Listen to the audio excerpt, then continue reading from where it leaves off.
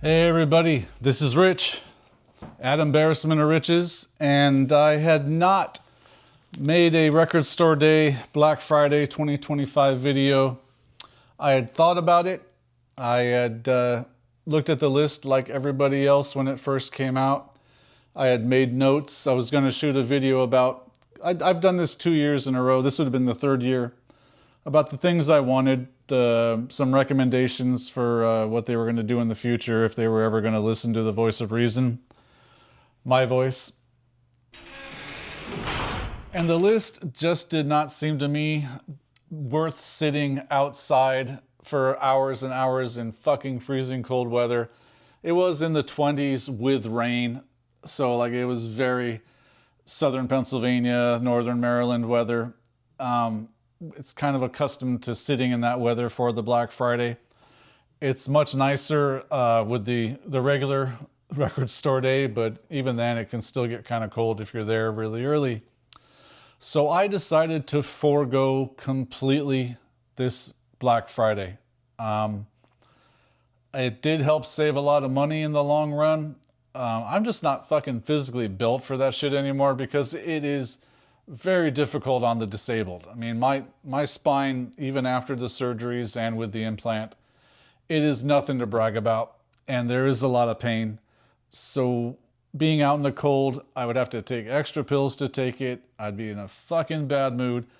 And if I'm not within the first 5 people there, at any of these stores here especially that don't get allocated a lot of records, I might completely miss out on the things I really want. So what I did was the day before, Thursday, we went to, this is the second time we've been to this store. It's AMH Records in Westminster, Maryland, which is just 20 minutes from us, maybe a half hour with some traffic. Nice store. They sell vintage equipment. They have a decent selection of records. Like I said, I'm very niche in the things I want. I'm all for filling my discography's up, but normally it's going to be Golden Age hip hop or classic reggae, or just other stuff that isn't always carried at a lot of these stores. But I always find a nice little stack of records to walk out with. The people are super nice, and the AMH in the name stands for American Medical Hemp. Now, the idea that I could just walk into a record store and buy awesome stuff, and they were setting up for Record Store Day as we were there, so they were bringing out bins and setting them on a separate table. And she said, you can go and look through them, just if we have anything on your list, come by tomorrow. And I told her there's no way I'm coming by tomorrow. It's not happening. And I'm only really looking for one record. There is just one release in there that really is going to piss me off if I don't find it someday, because I'm sure it's going to sell out quick and then it'll be on eBay for a fucking $100 the next day. And she said, well, what is it? And I said, it's Sugar, the 12-inch singles box. And she said, oh yeah, we do have one of those. And I'm like, yeah, that's fine. It's not going to be there if I come back the next day or the next afternoon.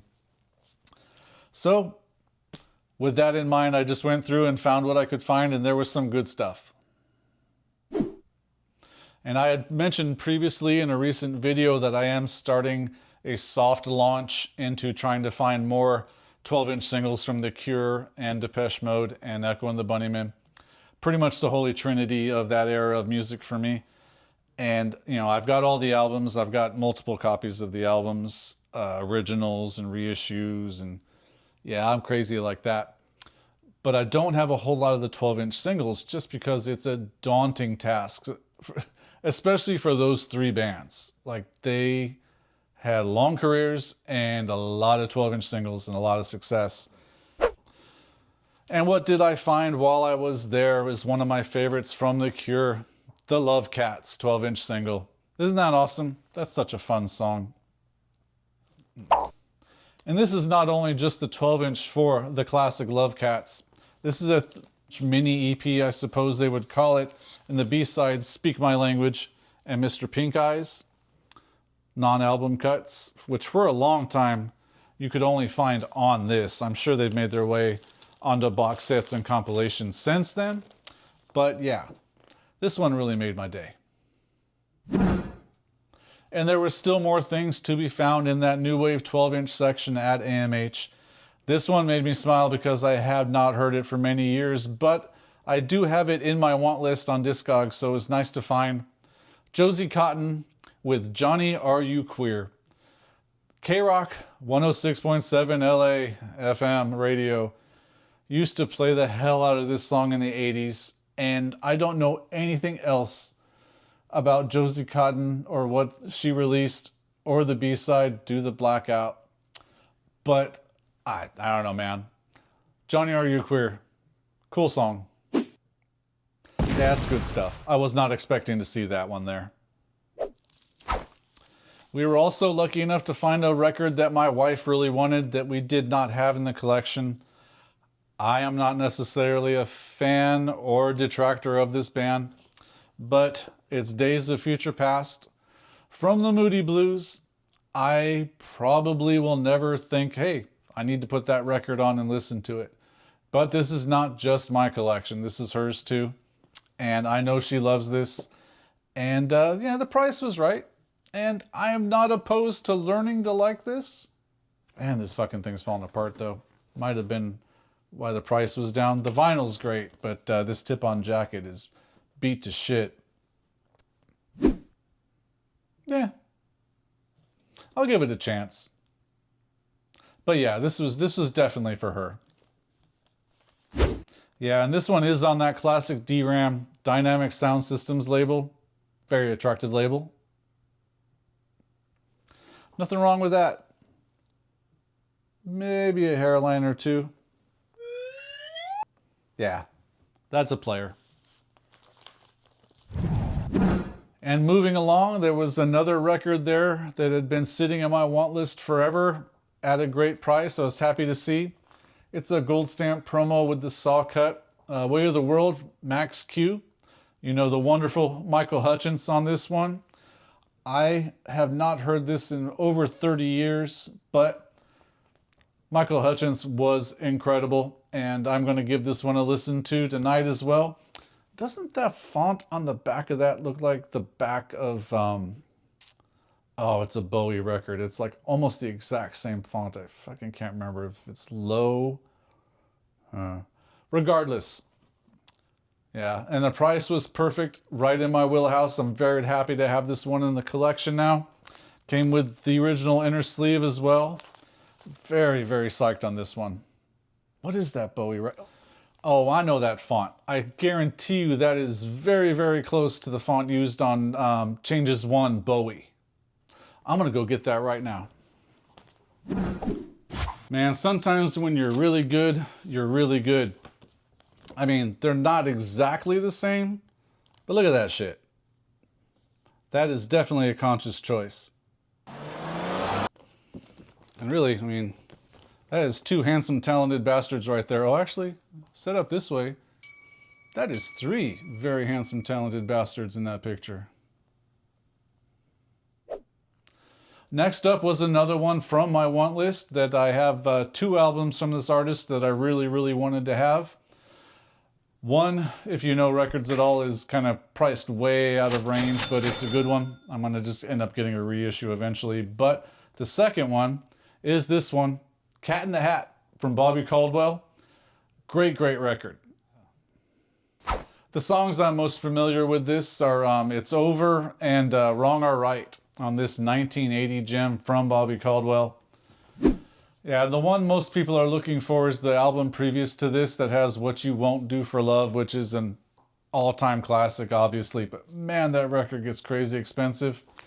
This came with the original inner, and it is on the Clouds label. Take a look at that. That's good stuff. Yeah, that was very affordable as well. Now they do very fair on pricing there. I was quite happy. Yeah. This next one, I think this is my 5th copy of this record. And that's not bragging, of course, because this is not a very expensive record. but there is very specific reasons to keep looking for better and better versions of this, and especially ones that have the inserts that really matter. Big Bamboo, 1972, Cheech and Chong. And if you know anything about Cheech and Chong or Smokin' Herb, you know that this one means a whole lot to a very specific set of collectors because of the giant-sized rolling paper that is inside this classic record. Look at that thing. This is the widest paper out of all. I think I have 4 copies that have the rolling paper in them. None of them are this clean. There's a lot of paper foxing and just overall nastiness. I don't know if there's some of the gum from the glue on the residue here starts to seep into this. I mean, this is over 50 years at this point. But I am very glad to have that. And whenever I see it for the right price, I'm going to grab it. I don't know. This record is never more than 20 bucks. And it's really good comedy as well. But for me, the paper is the thing. And I have actually once upon a time, many decades ago, been with a group of friends and loaded up that huge paper with herb. It takes a whole lot of herb to fill that paper. But it burned well. It was a good night. And here's another group that I grab whenever I can find something from them. This is the KLF 3 AM Eternal. It is, obvious Bill Drummond canceled their catalog. I don't think he's done reissues. I might be talking out of my ass, so I'm going to have to look that one up. But for many years, just because of his anti whatever stance that he's got, which, I can respect him for having, against, corporate music and all that, he was very precious and protective of the rights and didn't allow any reissues. And so whenever I do see something like this, I will grab it. 3 AM Eternal was a cool song. Ain't nothing wrong with that. And I don't think I have any of the others, actually. This is going to be one that I am going to buy more of because I do respect Bill Drummond. And he did make some great music. Now this next one is one that I didn't buy so much for the artist or for loving all the songs on it. But there are songs on here that are produced by people who I'm trying to get as much of a complete discography of as I can. This is Tone Loc, Loked After Dark, which, if you're an old fucking dinosaur like myself, this was a humongous album when it came out. I do love the Delicious Vinyl label. They did have some interesting stuff and they put out a lot of really good hip-hop. I was not into really pop hip-hop at that time, so I kind of shit on Wild Thing, which was a humongous hit, and there was a couple others off of here that did see a lot of success. But the Dust Brothers produced a couple of tracks on this joint, and what I am doing is trying to get as many of the Dust Brothers productions in my collection as possible because they made great beats and produced great records. So, price is right. I'm going to pick it up. And here we go. I really do think that Delicious Vinyl logo is dope. That is very solid branding. I remember just loving that even when I was a kid seeing it. I'm like, yeah, they care about graphic art. Thanks for sticking around. Only a couple more to go, and I really appreciate your time. I love sharing these, and this is one I did not have. And it's from what I consider the classic era of this artist, and seeing that this was there in great condition as Van Morrison, his band, and the Street Choir. Not my favorite Van Morrison record because that's always going to be Moondance, or Vie d'en Fleece is really good as well. But I think everything he was doing at that time is just superb. And this has the distinction also of being a beautiful gatefold and a white label promo, which I was not anticipating. I mean, this album was on my want list, but when you see a promo for the right price in really good condition, you kind of want to grab it. And I did. And very nice addition to the collection. Whew. Yeah, that was a screamer. I was not anticipating seeing that one in the stacks. And this is just great, man. This is a very, very solid package here. Everything is in great condition. This next one here is one that I'm fully able to admit to myself that I will never be able to have as an original pressing. So I went and got this, which is a 1975 repress of Led Zeppelin 1. There's no shame in that. The shame is that I didn't already have this one in my collection, because I do have 2, 3, 4. Man, I have a lot of Led Zeppelin records, but for some reason this one has been eluding me, and it was in great condition. It's a, you know, it's a fairly old record, but yeah, it's not the 1969 original, of course. And there is no shame in that. Nothing but heat on this one, top to bottom. One of the best debut records of all time. I don't think anybody will argue that one. And this next one is an upgrade of a 12-inch single that I got last year, but this one is in much better condition. And this is Be Thankful for What You Got from William DeVaughn, one of the all-time classic 12-inch singles. And this is a B-side of Hold On to Love. This is not the original pressing. This is a repress. The OGs are really, really hard to find in the wild. And the price was right on this, and oh man, it's such a great song.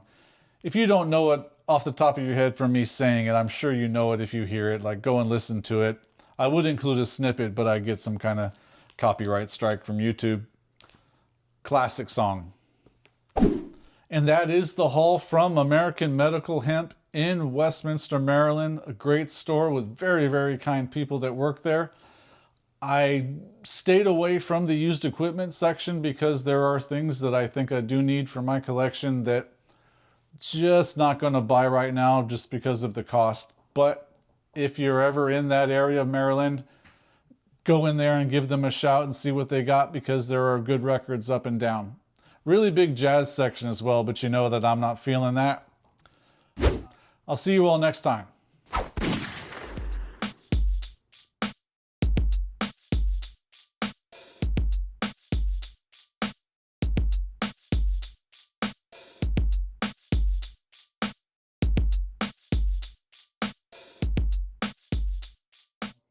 No, that's too much.